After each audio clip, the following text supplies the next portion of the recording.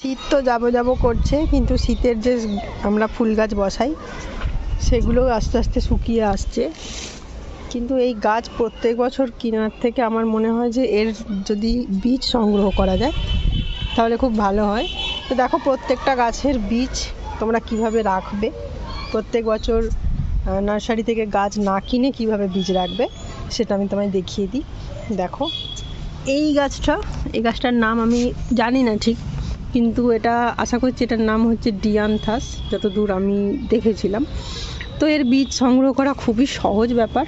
এই যে দেখতে পাচ্ছ এইগুলোর ভেতরে কালো কালো টাইপের কিছুটা যে কালো জিরে হয় সেরকম দানা থাকে।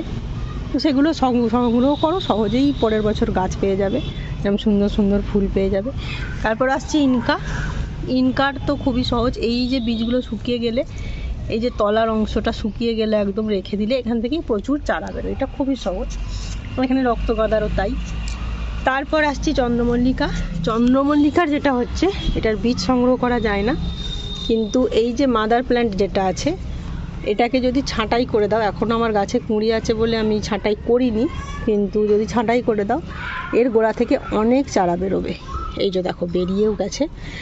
যখন চারা বেরোবে অতিরিক্ত রোদ্রে না রেখে হালকা ছাওয়ার মধ্যে রেখে রোজের জল দিলে এই গাছগুলো বেঁচে যাবে, এবং বর্ষার পরে তুমি সহজেই এগুলোকে বসিয়ে চারা তৈরি করতে পারবে। এই দেখো এখানেও বেরিয়েছে, এটাতেও বেরিয়েছে, এখান থেকেও অনেক চারা বের হচ্ছে।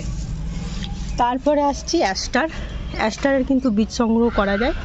এই যে অ্যাস্টার ফুল, এটা পুরোপুরি শুকিয়ে গেলে এর ভেতর থেকে কালো কালো টাইপের এক ধরনের শক্ত শক্ত বীজ পাওয়া যাবে, যেটাকে তোমরা সংগ্রহ করে রেখে দেবে।